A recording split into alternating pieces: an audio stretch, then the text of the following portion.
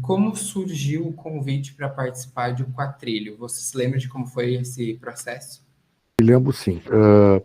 Luiz Carlos Barreto e a Lucy Barreto, que são os produtores do filme, vieram ao Sul e contataram pessoas e tal para fazer os personagens. Porque eu me lembro que de ator profissional mesmo, em trajetória profissional, eu fui o único chamado para fazer, né? Vieram os atores principais, né? Que era o Paternócio, o Alexandre, a Glória, a Patrícia e o outro menino que eu não me recordo o nome agora. Bruno Campos. E o Bruno, tá. O Bruno estava morando nos Estados Unidos nessa época, né? E ele estava iniciando, tinha feito já um sitcom americano, né? Que é esses precursores das séries, né? Não existia streaming naquela época, mas ele fazia sitcom. Então ele foi chamado para fazer parte desse filme. Não sei se indicado pelo Bruno Barreto ou por quem foi. E aqui no Rio Grande do Sul eu fui o ator profissional, gaúcho, e depois eles recrutaram muitas pessoas, muitos atores daquele grupo Misericolone, que era um grupo, eu não sei se existe ainda, espero que exista, que era um grupo muito legal, que atuava em Caxias, principalmente região, e que tinha muitas pessoas que trabalhavam com eles e tal, que não eram atores, digamos assim, profissionais, mas eram em nível de atores profissionais, porque eram muito bons, tá? Então, essa foi a composição que foi feita. Eu imagino ter sido o único ator fora desse eixo da Serra contratado para trabalhar nesse filme. Profissional, né? Imagino. Né? Não tenho certeza, mas eu acho que sim. Como é que foi a preparação, assim, do seu personagem? Que o personagem é o Miro, né? No Miro. filme. O Miro era o dono da venda, né? O dono da venda, na época da colônia, onde se passava, né, a trama, ele era o cara testemunha ocular de todas as fofocas que aconteciam na redondeza.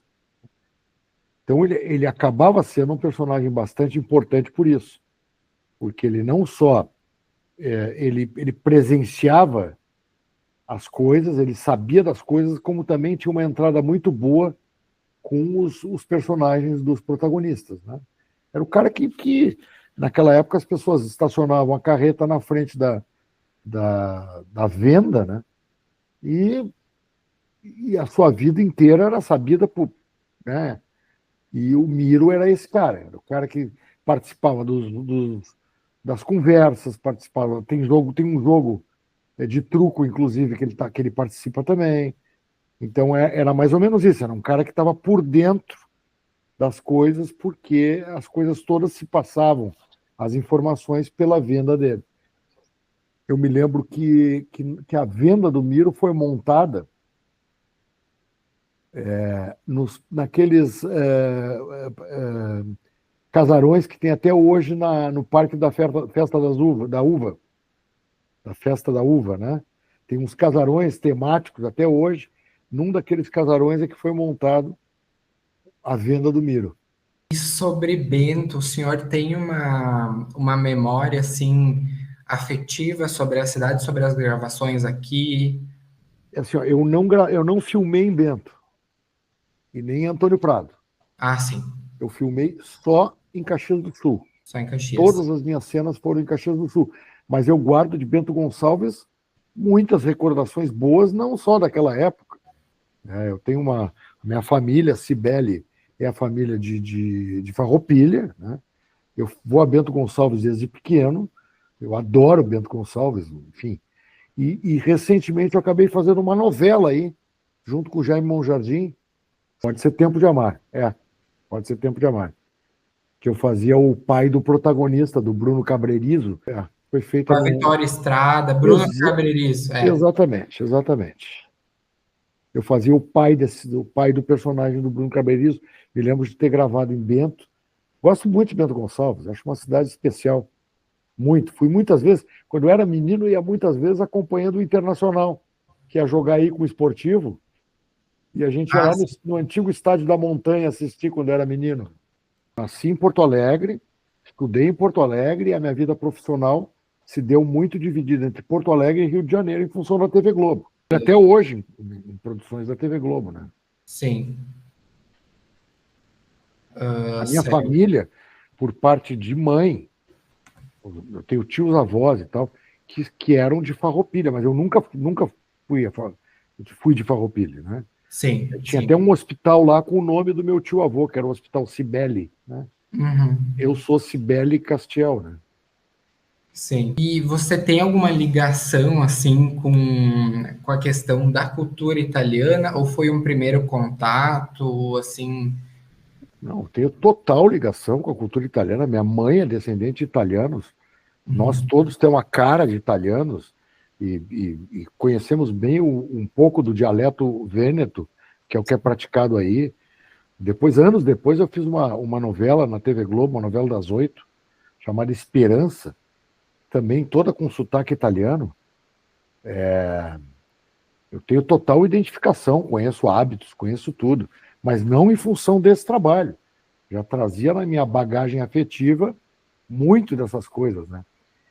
E teve as coisas muito engraçadas, inclusive na preparação de elenco, né?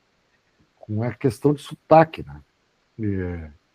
Enfim, eu me diverti bastante com isso.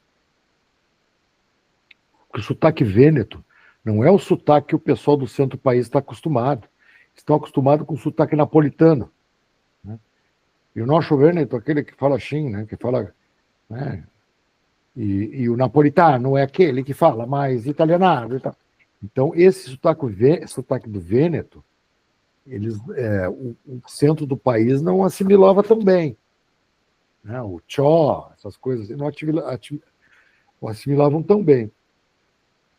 Teve uma reunião, a primeira reunião de leitura, numa sala grande, num hotel lá em Caxias. Nessa reunião estava todo o pessoal de Caxias e eu, e mais o elenco principal, né? Os 4. E o Zé Clemente Pozenato também estava. E aí começou a leitura, e tinha um cara, um livreiro, que eu não sei, acho que até está vivo até hoje, Maneco, ou Maneca, né? Que era dono de Sim, uma Maneco. livraria, Maneco, né? Maneco. Um cara sensacional, o Maneco, fiquei amigo dele tudo, mas ele tinha um sotaque muito carregado, né? E aí, a primeira frase do Fábio Barreto, diretor, foi: olha, eu gostaria que todos vocês fizessem o sotaque que estão acostumados, sotaque do Vêneto. E o Maneco pediu a palavra e disse: olha, eu sei falar português, sei falar italiano, sotaque eu não sei fazer. Aí eu me lembro que eu pulei e disse: não, Maneco, fala português assim que tá legal, é isso aí. Ele é um cara muito legal, muito bacana. E eu fiquei muito amigo do Zé Clemente Pozenato e da esposa dele também, né? Faleceu ano passado, eu acho, né? Sim. Estava pesquisando mais a fundo também sobre a cerimônia ali do Oscar, não achei tantos registros, mas eu não sei se o senhor participou dessa cerimônia. Para Los Angeles, foram só a Glória, a Patrícia, está me ouvindo? A Glória, a Sim, Patrícia, o Bruno, o Alexandre, o Fábio, a Dona Lucy e o Luiz Carlos Barreto. Esses foram para Los Angeles. Acho que com seus acompanhantes, não tenho certeza. Como no Brasil, o único ligado à TV Globo era eu, eles me chamaram para transmitir, quer dizer, para participar da transmissão do Oscar, né? Naquela época não houve o furor que houve hoje, agora ainda estou aqui, mas foi uma coisa bem bacana. E eu participei entrando direto. Naquela época não era tão fácil assim, né, como é hoje. Um link. Eu entrei conduzindo uma parte da cerimônia direto do Shopping Bourbon Assis Brasil, nos cinemas que tinham ali. Lembro qual era a rede de cinemas, se era. Eu não me lembro qual é a rede, mas ali eu participei, então, da transmissão. Quem fez essa transmissão, se não me engano, foi o SBT. E aí foi feita, então, essa transmissão do Oscar, com Porto Alegre sendo uma parte em Los Angeles, né? Uma parte em São Paulo, no SBT, e a outra parte aqui em Porto Alegre, que era eu que participava. Deixa eu só achar aqui. E o Quatrilho, ele foi um divisor, né, de águas no cinema nacional, né, principalmente. E chegando até a indicação, né, e tudo mais. Quando você recebeu o roteiro e entendeu o tamanho do projeto, imaginava que teria essa repercussão? Não, na verdade, nunca se imagina. Sempre, quando a gente aceita participar de um projeto, a gente sempre imagina que aquele seja o melhor projeto, né? É claro que trabalhar com a produção da LC Barreto, né? Trabalhar com o Fábio naquela oportunidade, que o Bruno Barreto já tinha feito grandes filmes, né? O irmão dele, mas ele vinha despontando com excelentes filmes também. Tanto que logo em seguida eu fiz outro filme com ele. Eu fiz Jacobina também com as mesmas, com a mesma produção, direção do Fábio. Nessa oportunidade aí já estava participando foi o Thiago Lacerda, a Letícia Spiller e mais outras pessoas, né? Mas eu me senti muito feliz de estar trabalhando com essas pessoas, porque eram na época, e são até hoje, né, referências na cinematografia brasileira. Mas, sinceramente, nunca imaginei que pudesse. Porque as pessoas não dão muita importância e é muito importante. Imagina que são 5 indicações ao Oscar de melhor filme estrangeiro e um filme brasileiro feito no sul do Brasil, por pessoas do Rio de Janeiro, obtém essa indicação. O fato de não ter levado o Oscar naquela oportunidade não quer dizer nada. A importância da indicação é que realmente é uma coisa a se comemorar. O Brasil, a gente está um pouco acostumado estava, né? Acostumado só a gostar enfim, ficar orgulhoso daquilo que ganha o prêmio, né? Mas nós temos que começar a nos acostumar também a louvar né, e comemorar as indicações, né? O Oscar de melhor filme estrangeiro, a indicação é muito grande, é uma coisa enorme. E eu me orgulho muito de estar figurando ali e meu nome está ligado a isso para a eternidade, né? Eu sou um ator que participou de uma produção, foi indicado ao Oscar, porra, sabe? Então eu tenho muito orgulho, embora realmente fosse, inclusive porque as pessoas envolvidas no filme eram muito fortes, né? Por exemplo, o diretor de fotografia desse filme, se não me engano, era um argentino muito premiado, chamado Félix Monti. E ele era um cara, se não me engano, já tinha sido indicado para o Oscar, por um filme do Costa Gavras chamado A História Oficial. Não tenho certeza, mas acho que sim. E A História Oficial ganhou o Oscar, né? E o Félix Monti foi o diretor de fotografia do Quatrilho. E depois ainda encontrei o Félix Monti em várias produções da Globo também. E como foi trabalhar com esses atores, né, que na época eram novatos, né? O Bruno Campos, a Glória Pires, a Patrícia Pilar, Mas né? não eram novatos, não. Assim, novato ali era o Bruno, era o mais novato de todos. Quer dizer, não sei se ele era novato, mas era o cara que não estava no Brasil, ele morava nos Estados Unidos, né? O Alexandre, que estava surgindo, eu também estava meio que em início de carreira, né? Mas a Patrícia Pilar e a Glória Pires, essas já estavam no cenário artístico consolidado. A Glória, até porque foi atriz desde muito cedo, né? Desde menina. E a Patrícia Pilar, que já era considerada assim um ícone do cinema e da televisão brasileira, né? Então, trabalhar com eles não foi difícil. Eu tenho trabalhado com grandes atores e atrizes a minha vida inteira e nunca é difícil.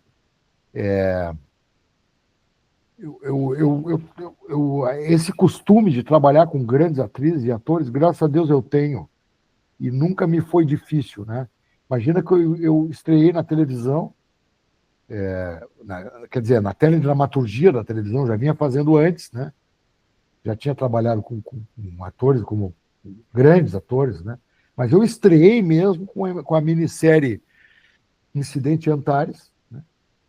E ali eu já fazia o papel, meu personagem era o genro da personagem que era feito pela Fernanda Montenegro. Então já estreiei em teledramaturgia, isso em 93, né? Fazendo o papel de genro da Fernanda Montenegro. E nessa produção, eu participei junto com Marília Pêra, Fernanda Montenegro, Paulo Betti, Gianfrancesco Guarnieri, Diogo Vilela, tem muito mais gente, Alexandre Borges, Cláudio Correia Castro. Ah, se tu pesquisar aí o elenco de Incidente em Antares, Carlos Eduardo Dolabella, tu vai ver, é um elenco assim, enlouquecedor. É enlouquecedor. Se tu entrar aí, tu vai ver agora isso. E foi aí que eu estreiei, no meio desses caras. Então, para mim, sempre foi mais ou menos o meu grupo, né? E para especificar melhor, assim, teve uma construção, teve a construção do personagem teve que ter uma imersão, apesar de já ter, né, já ter essa vivência com a cultura italiana, mas teve que ter uma imersão maior na cultura na cultura italiana e nos costumes da época. Eu me lembro assim, ó, que nós fizemos muitas reuniões, né? E nessas reuniões a gente procurava sempre manter muito fiel as informações que nos davam a respeito do clima geral da imigração italiana, né? Que era muito importante para nós. E eu acho que cada um de nós se apegou a isso para criar o seu personagem. Não houve uma imersão específica no meu caso. Não sei se no caso dos outros houve, mas no meu caso não houve. O que houve foi um respeito muito grande a todas as informações trazidas nas reuniões, justamente para não ter erros, porque nós estamos falando da imigração italiana no século XIX, né? A gente não está falando de hoje. E, inclusive, eu percebo no filme até hoje um erro de linguagem cometido por um dos atores de Caxias do Sul, que ele usa uma gíria. Ele está falando, se isso não acontecer, em vez de ele dizer vai ser horrível, vai ser ruim, ele vai ser fumeta. E fumeta é uma gíria do século XX, né? Da década de 70. Tem nada a ver com a época da imigração italiana, mas está no filme lá. Tá, e quais foram os maiores desafios durante as filmagens? Alguma cena, situação que marcou, né, pela dificuldade? Não, as minhas cenas não tinham muita dificuldade técnica, porque na verdade, se passavam dentro de um ambiente de um bolicho, né? Não teve, a maior dificuldade que eu senti, nós estávamos hospedados no Hotel Samuara, né? Em Caxias do Sul. E eu fiquei, antes da primeira filmagem, eu tive um problema sério estomacal, fiquei de cama com febre. E não sabia se poderia filmar no outro dia. Mas fiquei de repouso, né? De vez em quando o Fábio Barreto ia lá me ver e tal. Mas no outro dia de manhã eu estava bom, pronto para filmar, e deu tudo certo. Essa talvez tenha sido a coisa mais difícil que me aconteceu. Certo. Tá. Voltando um pouco assim para a visão, né? Na sua visão, qual foi o impacto do Quatrilho na sua carreira e como ator, né? E de que forma, né, mais ampla assim no cinema brasileiro? Bom, no cinema brasileiro, indubitavelmente, foi um marco.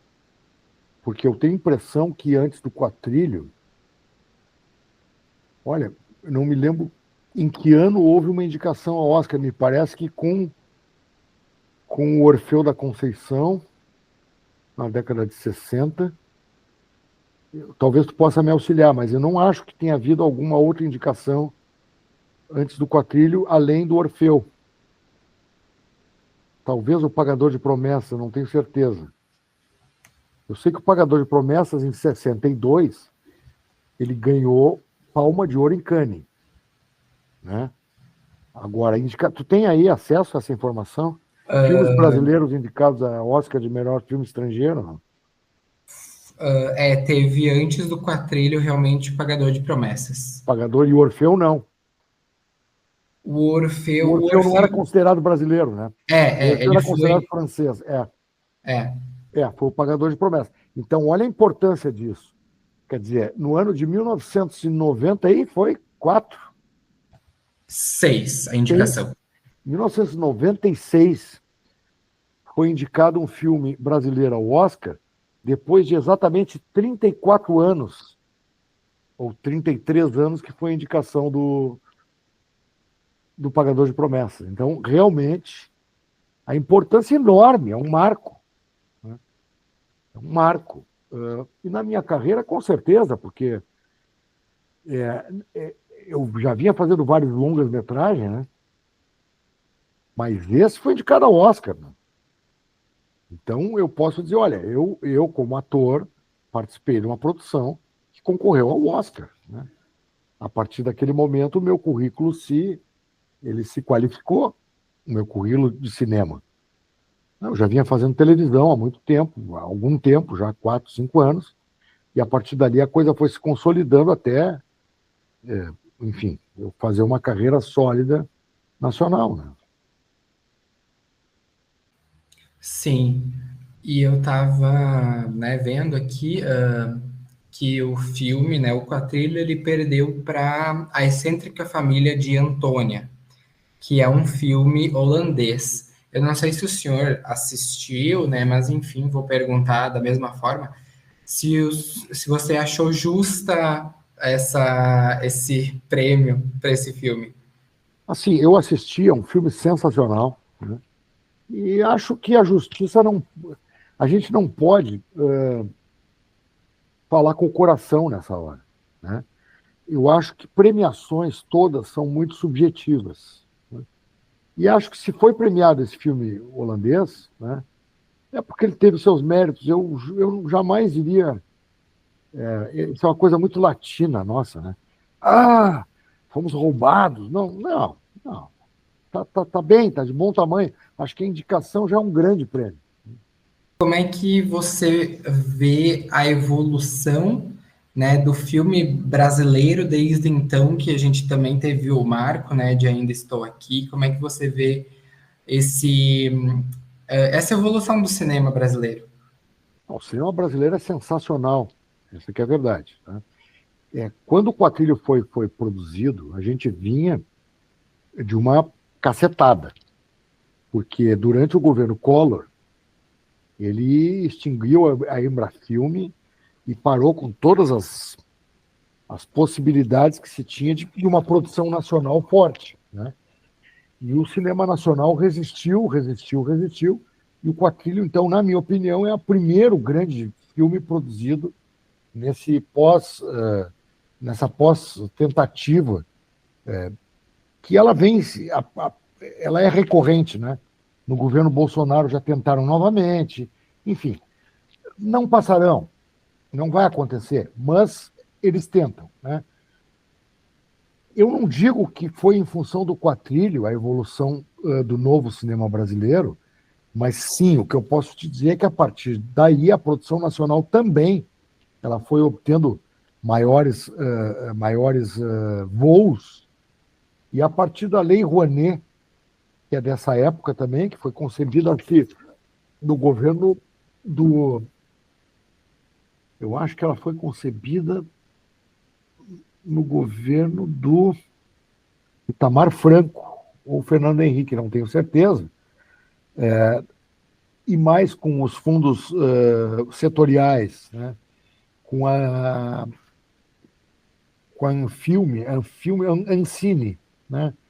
E outras grandes atitudes que foram tomadas em pró da cultura, mas particularmente aqui falando do cinema nacional, o cinema nacional só faz crescer e fazer coisas boas.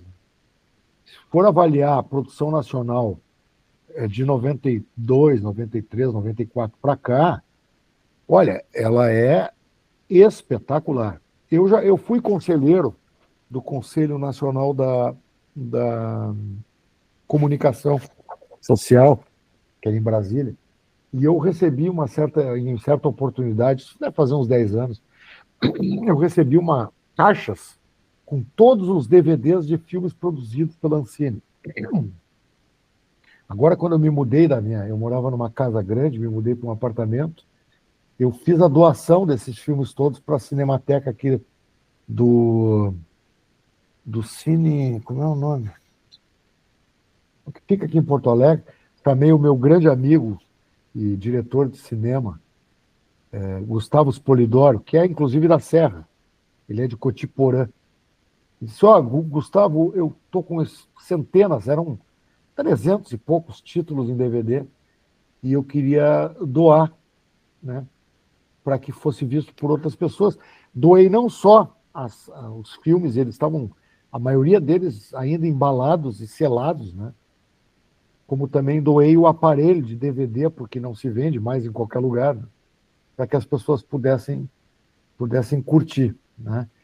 E, enfim, se alguém quiser pesquisar no Google e perguntar quantas produções o cinema nacional teve de 92, 93 para cá, vai ver que é bastante importante.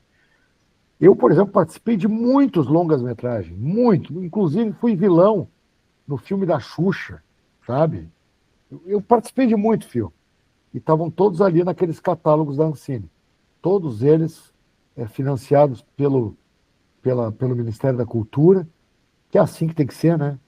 Com auxílio, com uma política cultural clara de fomento às coisas do Brasil. Não só o teatro, mas o cinema, produção de televisão também, literatura, artes plásticas, enfim, todas as danças, música, todas as formas de cultura, elas precisam de uma política clara, uma política cultural clara dos órgãos públicos, né? Seja em nível federal, como estadual e municipal. Sim, legal. Bom, acho que meio para se encaminhando para o fim, eu queria saber um pouco dos projetos futuros. Se tem alguma coisa acontecendo agora que o senhor está filmando, produzindo? Eu acabei de fazer um filme, um longa-metragem, com um diretor gaúcho, que ele fez o roteiro, na verdade, que é o Guilherme Suman, um jovem promissor, diretor gaúcho. Está para ser lançado agora, provavelmente, no Festival de Gramado, meu novo longa, dirigido pelo grande Tabajara Ruas, chamado Perseguição e Morte a Juvencio Gutierrez. É um longa espetacular de faroeste. Acabei de fazer uma série para a Globoplay, que já deve estar no ar, a segunda temporada de uma série chamada Desalma, uma série de realismo fantástico. Fiz a segunda temporada, enfim. E aí tem uma coisa engraçada, né? Porque minha primeira produção na Globo de teledramaturgia foi sob a direção geral do grande Carlos Manga, né? E agora, né, 40 e poucos anos depois, eu volto às séries pela Globoplay, né, dirigido pelo Carlos Manga Filho, né? Então é uma coisa bastante bonita isso. Certo. Casualmente aqui atrás, ó, tem uma placa escrito Venda do Nadler, que é a placa que tinha no meu cenário em Jacobina. Eu não fiquei com nenhum souvenir do Quatrilho, só algumas poucas fotos.